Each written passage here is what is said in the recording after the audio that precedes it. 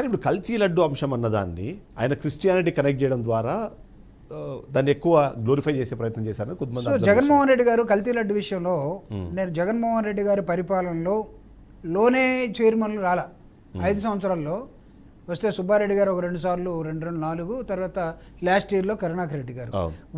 కరుణాకర్ రెడ్డి గారు గతంలో కూడా చైర్మన్గా ఉన్నారు. కరుణాకర్ రెడ్డి గారు లేనప్పుడు చాలామంది కాంగ్రెస్ తెలుగుదేశం నాయకులు చైర్మన్గా ఉన్నారు. మనకి ప్రామాణికమే ఒక సిబిఐ గైడ్లైన్స్ ఉంటే నేను I have got my own reservation towards CBI. నేను పంజరంలో చిలకే అంటాను. ఈరోజు సిబిఐని ఎవడెవడు దేనికి వాడుకుంటున్నారో ఈ దేశంలో అందరికీ తెలుసు. మాకు సిబిఐ ఒక క్లీన్ చిట్ ఇచ్చింది కాబట్టి నేను సిబిఐని అక్కడి వరకు సపోర్ట్ చేస్తే చేసి ఉండొచ్చాము, కానీ ఓవరాల్గా సిబిఐ రంగం ఏంటో అందరికీ తెలుసు. సిబిఐ ఏం చెప్పింది? చంద్రబాబు నాయుడు గారు ఎక్కడ ఎలాంటి ఇన్ఫర్మేషన్ లేకుండా తను గెలిచిన తర్వాత అధికారంలోకి వచ్చి సడన్గా తిరుమల తిరుపతి దేవస్థానంలో కొవ్వు, జంతువుల కొవ్వు, చేప నూనె రకరకాలుగా ఆయనే మాట్లాడాడు. ఆయన నేను చెప్పదలుచుకోలేదు. మాట్లాడి ఇవన్నీ కలిసే అన్నాడు. మీరే సిట్ వేశారు. ఆ సిట్ని సుబ్బారెడ్డి గారు తెలివిగా ఏం చేశారు? సుప్రీంకోర్టుకి వెళ్ళారు. సుప్రీంకోర్టు నుంచి సిబిఐ వేశారు. సిబిఐ హ్యాస్ గివన్ దాదాపు 220 పేజీల ఒక నోట్ ఇచ్చారు. దాన్ని నేను చదివి ఉన్నాను కాబట్టి మీకు చెప్తున్నా. జంతు కొవ్వు అనేది ఎక్కడా లేదు. అఫ్కోర్స్ ఎక్కడో ఒక చోట ఒక కల్తీ జరిగింది. దాని తర్వాత హార్పిక్ అన్నారు, ఏం పక్కన పెడదాం. జంతు కొవ్వు అనేదని మీరు ఏదైతే ప్రేరేపించారో, మీరు ఏదైతే గుడి మెట్లని కింద నుంచి పైకి చదివారో కడిగారో, అర్జెంటుగా పోయి తిరుపతిలో మీరు ఆ రెడ్ డ్రెస్ వేసుకొని గందరగోళంగా మాట్లాడారో, దాన్ని తప్పు మాట్లాడారు, తప్పు చేశారు. మీరు ఒక ముఖ్యమంత్రిగా ఏ ఆధారం లేకుండా ఇలాంటి మాట్లాడకూడదు. ఇది కొన్ని కోట్ల మంది మనోభావాలకు సంబంధించిన అంశమని సుప్రీంకోర్టు సిబిఐ ఇస్తే సిబిఐ ఒక రిపోర్ట్ ఇచ్చింది. ఆ రిపోర్టు మేము చెప్పాం, జంతు కొవ్వు లేదన్నది కదా, మీరు ఎలా చెప్పారు అంటే దాన్ని ఏదో కల్తీ ఉంది కదా, ఇప్పుడు మళ్ళీ హార్పిక్ వచ్చారు. ఇక్కడ సైన్స్ అండ్ టెక్నాలజీ మాట్లాడాలి. ఏది మనం నెయ్యిలో డాల్డా చేస్తాం సార్. ఒక్కోసారి బంతిలో నెయ్యి పోతుంటారు. అడుగుతారు నెయ్యా డాల్డా అని. వాళ్ళు చెప్తారు డాల్డా అని. డాల్డా అయినా సరే నెయ్యిలాగానే ఉంటుంది. బట్ డాల్డా దేంతో వస్తుంది? వెజిటబుల్స్ వస్తుంది అనుకుందాం. డాల్డా కల్తీయే కదా. అంతే, నెయ్యి అనుకోని డాల్డా అంటే కల్తీ కదా. కానీ యాక్సెప్టెన్స్ ఉంటుంది కదా. నువ్వేమన్నావు? అసలు జంతువుల కొవ్వు దానిలో కలిసింది అనుకుంటే ప్రాబ్లం వచ్చింది. సిబిఐ చెప్పిన తర్వాత మీరు ఈ సిబిఐ కన్నా పెద్దోళ్ళు అనుకుని ఇంకో కమిటీ వేస్తున్నారా మీరు? Do you think that you're above the CBI? కానీ యాజ్ ఎ బ్యూరోక్రాట్ అసలు అట్లాంటి ఆప్షన్ ఉంటుందా? ఇప్పుడు ఆల్రెడీ సిట్ రిపోర్ట్ ఇచ్చిన తర్వాత మనకు అధికారం ఉందని మన ఇష్టం వచ్చినట్టు చేసుకుంటూ పోతే ప్రజలు నవ్వుతారు కదా. ఈ విషయాన్ని మీరు ప్రజల్లో తీసుకెళ్లే దాంట్లో సక్సెస్ అయ్యారు. అదే కదా ఇప్పుడు మన కరుణాకర్ రెడ్డి గారు, సుబ్బారెడ్డి గారు ఇప్పుడే కాదు సిబిఐ అసలు తిరుపతి దేవస్థానంలో టీటీడీలో చైర్మన్లు బోర్డు వచ్చిన కాడి నుంచి అప్పటి నుంచి వేయండి ఒక కమిటీ, ఒక సిబిఐ వేయండి. మేము ప్రజలకు మొత్తుకుంటూ ఉన్నాం కదా, దాన్ని పట్టించుకునేవాడెవడు అంటే మేము వాస్తవం మాట్లాడకూడదు, మేము రేషనల్గా మాట్లాడకూడదు. మేము సుబ్బారెడ్డి గారు, కరుణాకర్ రెడ్డి గారు ఒక దానికి ఉన్నారు కాబట్టి, జగన్మోహన్ రెడ్డి గారి పీరియడ్ కాబట్టి. నేను ఇంకొక మాట మాట్లాడు. సుబ్బారెడ్డి గారి ఇంట్లో సుబ్బారెడ్డి గారు తన భార్య నిరంతరం పూజలు చేస్తారండి. ఆయన కూడా 18 తోటి క్రిస్టియన్ అన్నారు. కరుణాకర్ రెడ్డి గారు కూడా క్రిస్టియన్ మ్యారేజ్ చేశారు కాబట్టి ఆయన కూడా క్రిస్టియన్ అన్నారు. అంటే సరే అనుకుందాం, నేను ఇందా చెప్పాను ఇట్స్ ఓన్లీ బిలీఫ్ కదా. ఆ బిలీఫ్ని పట్టుకొని అసలు నువ్వు మనిషి ఏమన్నా పుట్టడం ఎట్టు పుడతాడండి? ఏ లేకుండా పుడతాడా? ఛాన్స్ లేదు. బాడీలో ఎన్ని అవయవాలు ఉంటాయి? ఏదైనా ఒక అవయవం లేకపోతే వీటన్నిటిని సింక్రనైజ్ చేసే కదా మనం రాజ్యాంగం అనుకున్నాం. రాజ్యాంగంలో నువ్వు రాజ్యంలోకి వచ్చిన తర్వాత నీకు మతం ఏంటి, నీకు ప్రాంతం ఏంటి, నీ కులం ఏంటి, నీకు ఒక తెగ ఏంటి, you are meant for everybody కదా.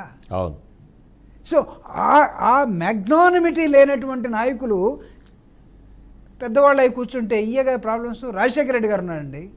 రాజశేఖర రెడ్డి గారు ముఖ్యమంత్రి అయిన తర్వాత తన మ్యాగ్నానిమిటీని చాటుకున్న తర్వాత రాజశేఖర రెడ్డి గారు సడన్గా లేకపోతే దేశం ప్రపంచం మొత్తం బోర్ను విలిపించలేదా? అది కదా సంపాదించుకోవాల్సింది. సో ఫైనల్గా చెప్పండి, ఫైనల్ పాయింట్. రాజశేఖర రెడ్డి గారు క్రిస్టియన్ కదా? అవును, ఆయన బైబిల్ చదివారు. కానీ ఏ రోజైనా రాజశేఖర రెడ్డి గారిని క్రిస్టియన్ అనే ధైర్యం ఇవ్వడం చేశాడా? ఎందుకు రాజశేఖర రెడ్డి గారి కొడుకు మీద ఆ సాహసం చేస్తున్నారు మీరు? రాజశేఖర రెడ్డి గారు పరిపాలించిన విధానం, జగన్మోహన్ రెడ్డి గారు పరిపాలించిన విధానం మీకు అంత అద్భుతంగా వాళ్ళ ప్రజల్లోకి వెళితే వీళ్ళని ఎలా కొట్టాలి, దేంతో కొట్టాలి అనుకున్న క్రమంలో మీరు ఏరుకున్న ఒక ఆయుధం జగన్మోహన్ రెడ్డి గారు క్రిస్టియను. జగన్మోహన్ రెడ్డి క్రిస్టియన్గా ఉన్నాడు కాబట్టి సుబ్బారెడ్డి గారు క్రిస్టియను, సుబ్బారెడ్డి గారు క్రిస్టియన్ చైర్మన్గా ఉన్నాడు కాబట్టి అంతకుముందు ఆ కరుణాకర్ రెడ్డి గారు క్రిస్టియను, కూతురు పెళ్ళిలో కొడుకు పెళ్ళిలో క్రిస్టియన్ ప్రకారం జరిగింది కాబట్టి ఈ పోస్తారా? వాళ్ళు ఈరోజు ఛాలెంజ్ చేస్తున్నారు. ఇద్దరు చైర్మన్లు, మిగతా చైర్మన్లు రాలేదు ఇంకా లైన్లోకి. తెలుగుదేశంలో వేసిన చైర్మన్లు కూడా రమ్మనండి. మీరు ఆ డేరా బాబు బోలే బాబు ఎవడు వచ్చాడు కదండి అన్ని అమ్ముతామని, వాళ్ళ దగ్గర పదే మీరు ఎందుకు కొనుక్కున్నారు సార్ లడ్డు విషయంలో? మీ సైన్స్ అండ్ టెక్నాలజీ ఎక్కడికి వెళ్ళింది? మీ రిపోర్ట్లన్నీ ఎక్కడికి వెళ్ళాయి? Being a scientist I'm asking you, ఎక్కడికి వెళ్ళి మీ ల్యాబ్స్ ఏమని, మీ ల్యాబ్ టెస్ట్లు ఏమని? అంటే అన్ని పక్కన పెట్టేసి దాన్ని ఒక వ్యాపార కేంద్రంగా మీరు మార్చి మీకు కావాల్సిన వాళ్ళు ఏమో ఏది చేసినా పర్వాలేదు, బట్ ఇంకొక పార్టీ అధికారంలోకి వస్తే జగన్మోహన్ రెడ్డి గారిని బ్లేమ్ చేయడం కోసం ఇక్కడ లడ్డు దాకా వెళ్ళారు. ఎక్కడైనా నిజంగా హిందూ ధర్మ పరిరక్షకులుగా ఉన్నటువంటి పెద్ద పెద్ద వ్యక్తులు, పీఠాధిపతులు ఎవరైనా ఇప్పటిదాకా మాట్లాడారా? మాట్లాడమని వాళ్ళని కొనకొచ్చుకునే మార్గంలో వీళ్ళు ఉన్నారు. రైట్. సో ఫైనల్ క్వశ్చన్, మీరు ముగ్గురు నాయకులతో పనిచేశారు. ముగ్గురు నాయకులు మీరు చాలా దగ్గరగా చూశారు, రాజశేఖర రెడ్డి గారు, చంద్రబాబు నాయుడు గారు, తర్వాత ఇప్పుడు జగన్మోహన్ రెడ్డి. సో ఎలా అనిపిస్తుంది ముగ్గురు మధ్యలో డిఫరెన్సెస్ కానివ్వండి? అంటే కంపారిజన్ కాదు కానీ జస్ట్ మీ సైకాలజీలో ఒక డెఫినేషన్ ఉంది. Each individual each person is a different. ఒక్కొక్క పర్సనాలిటీ ఒక్కొక్క విధంగా ఉంటుంది. నేను ఇందాక మీకు అడ్మినిస్ట్రేషన్లో రాజశేఖర రెడ్డి గారి గురించి చెప్పాను. The magnanimity what he has been shown to the people, అది రాదు, ఎవరికి రాలా. సీనియారిటీ లెవెల్లో చంద్రబాబు నాయుడు గారు సుదీర్ఘకాలం గెలవటం, సరే ఎలా గెలిచాడు ఇవన్నీ పక్కన పెడదాం. అంతే. తన పరిపాలన, ప్రభుత్వం అంటే ప్రజల కోసం చేశాడా, ప్రైవేట్ వాళ్ళ కోసం చేశాడా, అడ్మినిస్ట్రేటర్గా బిల్ గేట్స్ దాకా పోగలిగినటువంటి వ్యక్తిగా ఆయన స్టైల్ వేరు. బట్ జగన్మోహన్ రెడ్డి గారు ఒక కొత్త తరానికి నాయకత్వం వహించి ప్రజలిచ్చినటువంటి 151 సీట్లతో ముఖ్యమంత్రి అయిన తర్వాత 5 సంవత్సరాల్లో సడన్గా ప్రపంచంతో కుమ్మేసిన కరోనా లాంటిది వచ్చిన తర్వాత ఒక స్టూడెంట్ లాగా 2 చేతులు కట్టుకొని పరిపాలించిన విధానం ఏదైతుందో వెల్ఫేర్ అండ్ డెవలప్మెంట్, పేద ప్రజలు పేదవాళ్ళు సమాజం మాత్రమే ప్రజల్లో స్థిరస్థాయిగా ఉండటానికి తను చేసినటువంటి ప్రయత్నం పడిపోయి ఉండొచ్చు. మేము అంటే politics is not always a straight line. There are so many curves where you have to pass. రాజకీయాల్లో ఒక్కోసారి కింద పడతాం, ఒక్కోసారి తన్నేరు అనుకుని పడతాం, పైకి లేస్తాం. అలా పడుతుందండి, లేవదా? అల కూడా లేస్తుంది కదా. రాత్రి అయింది, పగలు రాదా? వస్తుంది. జగన్మోహన్ రెడ్డి గారు మేము ఇప్పుడు చీకట్లో ఉన్నాం అనుకుంటాం, అయితే కష్టాల్లో లేము. ఓకే, ప్రతిపక్షంలో ఉండొచ్చు, పోరాటంలో ఉన్నాం ఈరోజు. పోరాటంలో ఉండి మేము చేసినటువంటి మంచి పనుల్ని ఇప్పుడు ఈ ప్రభుత్వంతో ప్రజలే బేరీ చేసుకుంటూ ఉన్నారు. మేము ఎక్కడ వెనకబడిపోయిన నాయకులుగా చెప్పారు, మా పని ప్రజలు బేరీ చేసుకొని ఏంటి ఇప్పుడున్న పరిపాలన ఏంటి, పొదుగుకులు లడ్డే వ్యవహారం ఏంటయా, వయసు తగ్గట్టు మాట్లాడటం లేదు అని ఈరోజు ప్రజలు అనుకున్న దశలో వాళ్ళు తెచ్చుకున్నారు. ఈరోజు పరిపాలన జగన్మోహన్ రెడ్డి గారు రూరల్గా చేసినటువంటి ప్రభుత్వ ప్రజల్లోకి తీసుకెళ్లిన విధానం అది చూడండి. ఇప్పుడు చూడండి జగన్మోహన్ రెడ్డి గారు తీసినటువంటి ఇన్స్టిట్యూషన్స్, ఆయన తీసుకొచ్చిన పీపీపీ మోడల్ జగన్మోహన్ రెడ్డి గారు నీకు ఆరోగ్యంలో పెట్టినటువంటి హెల్త్ యూనివర్సిటీస్లో లేదే. పీపీపీ మోడల్ మీరు ఎందుకు తీసుకొచ్చారు? ప్రభుత్వం మొత్తాన్ని ప్రైవేట్ వాడికి దారాదత్తం చేయడం కోసం మీరు ఒక టెండర్ ఇస్తే ఆ టెండర్లో పార్టిసిపేట్ చేయడం కోసం ఒక రాలా మెడికల్ కాలేజ్. అంటే ప్రజలు సడన్గా ఏమైనా వస్తే గవర్నమెంట్ హాస్పిటల్ చూస్తారు కదండి, ఎవరన్నా ప్రైవేట్ హాస్పిటల్ శక్తి సామర్థ్యాలు ఉన్నవాళ్ళ? ఇప్పుడే నేను నా ఫ్రెండ్ ఒక అతను కిమ్స్ హాస్పిటల్లో ఉంటే 22 లక్షలు బిల్లు వేశారు. నేను KIMS hospital managing director Bhaskararao గారిని రిక్వెస్ట్ చేసి వస్తున్నా, బిల్లు కొంచెం తగ్గించండి సార్, అంత కట్టలేని పరిస్థితిలో ఉన్నారండి. సో నువ్వు ప్రభుత్వ హాస్పిటల్ పోతే అంత బిల్లు పడదు కదా అసలు. ఒక మనిషికి, ఒక పేదవాడికి, ఒక రైతుకి పొలంలో ఒక పామో లేకపోతే ఇంకోటో ఏదో జరిగిందంటే సడన్గా ఎక్కడికి వెళ్తారు? దగ్గరలో ఉన్న గవర్నమెంట్ హాస్పిటల్కి వెళ్ళాలి. పిహెచ్సిలో ప్రైవేట్ వాడు ఏమంటాడు, ఏం డబ్బులు లేకుండా వచ్చావు, ఇదేం ధర్మాసుపత్రి అనుకున్నావా అంటే దాని అర్థం ఏంటి? ధర్మాసుపత్రిలో అన్ని ఫ్రీగా జరుగుతాయి. ధర్మాసుపత్రిని ఎవడు మెయింటైన్ చేస్తాడు? ప్రభుత్వం చేయాలి. ప్రభుత్వం బాధ్యత నుంచి తప్పుకుంటే నువ్వెందుకు ఇంకా సపరేట్ అసెంబ్లీ పెట్టుకో, నువ్వు ప్రైవేట్ వాళ్ళు ఎన్నుకొని ప్రైవేట్ ముఖ్యమంత్రి ఉండి తెచ్చుకోండి ఇంకా. Okay. అదేగా జగన్మోహన్ రెడ్డి గారు అనేది మొన్న. Yes.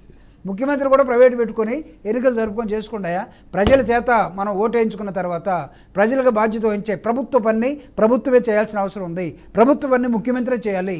ప్రభుత్వ బాధ్యతల నుంచి తప్పుకొని ప్రైవేటైజేషన్ చేసే ప్రైవేటు వ్యక్తులకు ఉపయోగపడే ముఖ్యమంత్రి ఈ రాష్ట్రానికి అవసరం లేదు. రైట్. సో ఈ విధంగా ఒక్కొక్క మంత్రి ఒక్కొక్క వ్యక్తి ఒక్కొక్క స్టైల్లో ఉండిపోతున్నా ప్రజల మనుషులుగా ఉన్నటువంటి జగన్మోహన్ రెడ్డి గారు ప్రజల కోసం తన పరిపాలనని నూతనంగా వచ్చిన నేర్చుకున్న అడ్మినిస్ట్రేషన్ని బ్యూటిఫుల్గా వెల్ఫేర్ స్టేట్ నిర్మించడంలో వెల్ఫేర్ స్టేట్ ఆఫ్ మైండ్ కలిగినటువంటి వ్యక్తిగా రాజశేఖర రెడ్డి గారి తనయుడుగా ఇది వీళ్ళిద్దరు స్టైలు, అది ఆయన style. Thank you so much. Actual చాలా అంశాలు ఉన్నాయి కానీ ఆల్రెడీ 1 అవర్ మనం అనుకున్న టైం అయిపోయింది కాబట్టి నెక్స్ట్ షోలో మనం చాలా విషయాలు మాట్లాడదాము. ఓవరాల్గా చూస్తే మాత్రం మీరు ఇచ్చిన ఎక్స్ప్లెనేషన్ కానివ్వండి ఇవన్నీ చాలా బాగున్నాయి. Thank you so much. Overall చూస్తే అభివృద్ధి మీద సంక్షేమం మీద జరగాల్సిన డిస్కషన్ కాస్త అపచారాలు ప్రచారాల మీదనే ఆగిపోతుంది. అది కాదు జరగాల్సింది. అటువైపుగా ఆలోచించకపోతే ప్రభుత్వాలు ఎప్పుడైనా సరే మారిపోతూ ఉంటాయి. ఇప్పుడు మారిన ప్రభుత్వము ఇప్పుడు పాలనలో లేని పార్టీలను మనము కక్ష సాధింపు చర్యలకు వాడుకోవడం తప్పు అన్నది మాత్రమే చెప్పి ప్రయత్నం చేస్తున్నారు. ఇది వాళ్ళ పెన్ పాయింట్. నెక్స్ట్ పెన్ పాయింట్తో మళ్ళీ కలుద్దాం. State BRK news Telugu.